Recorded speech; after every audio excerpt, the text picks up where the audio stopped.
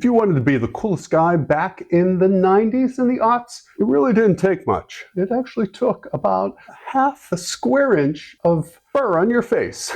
Yes, I'm talking about the soul patch. The soul patch appeared in the 90s and it took hold for the better part of a decade and everyone seemed to be wearing it. The soul patch is this little triangle of hair here that grows below your lower lip. And you can see that it's pretty small. In a lot of guys, because they often have patches associated with no hair here, it is usually very defined. When I was younger, it was quite defined. As I've gotten older, hair seems to be filling in a little bit. But for the most part, most guys' soul patches are very distinctive. There is no history of the soul patch going back to antiquity. You don't see it in Rome or Greece. You don't see it in the African cultures. It is just really not evident. You would actually have to move forward into the 16th century. Some people say that the soul patch was popular with the Van Dyke era. We talked about that before when talking about the circle beard, but really a soul patch is the little piece of hair. And then with the Van Dyke, it is often the mustache, at least with the soul patch, and often the chin piece, the goatee. So is it a true soul patch?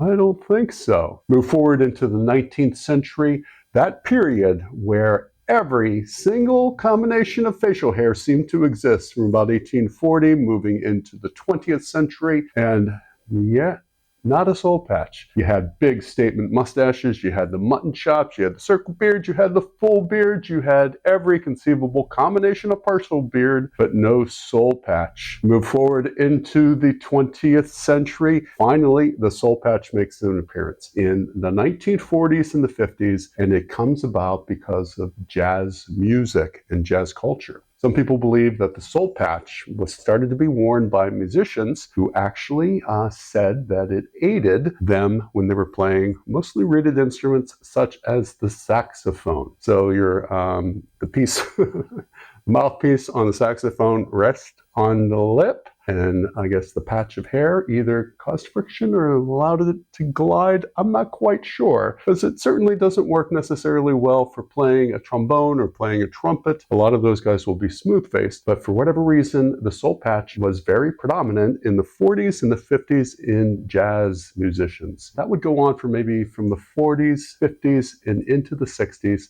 and then poof, like a lot of fashions, like a lot of styles, out, and it would remain out for another 30 years. The soul patch would return with the explosion of grunge music, and you would see it not only in grunge music, you would see it in popular music in general. And that's really when I started wearing the soul patch. It was back in the 90s that I started wearing facial hair. I wore nothing. In the 80s, didn't have a lot, but by the time the hair came in very famous picture of me that I've used a lot in the past, demonstrating where my beard was, where my facial hair was when I was 30 years old in 1991-92. That's what we got. And you can actually see that I have a little bit of soul patch. And I would wear the combination of a circle beard with the soul patch. But then there were times when I would wear the solo soul patch, and it became, pretty easy for me, namely because it was the area on my face where the hair was actually pretty predominant. I would not really let it get much longer than 1/4 of an inch. I would just let the hair get a little darker there, and I actually liked it because it added definition to my lower lip, I thought, and I saw it in pop culture, and I thought, I'm going to wear that. So what killed the soul patch? It's the same thing that killed a lot of things, and I'm thankful for it. I'm here to say the beard. People started wearing full beards in the teens of the 21st century, and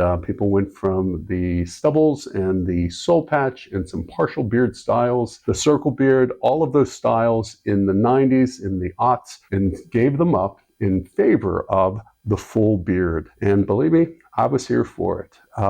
Myself, it would take me a few years, but by the mid-teens, I was experimenting with the full beard myself. So today, are people wearing a soul patch? And do I think it has a possibility of coming back? you actually see there are some people who continue to wear a soul patch. There is the patron saint of the soul patch, and that would be Howie Mandel. He has been wearing a soul patch for the better part of 20 years, and very predominant when he had big, full, curly hair. Now he has a bald head, but he has been wearing a soul patch for the better part of 20 years and continues to wear one now in the mid-20s. There are a few people who wear a soul patch, but I think what you see now is a soul patch in combination with a mustache. That is a much more popular look. Now, purists will say it's not a soul patch, but it's as close as we're going to get right now. Yes, there are a few random people wearing a soul patch, but for the most part, the people who are sporting a soul patch now are doing it in conjunction with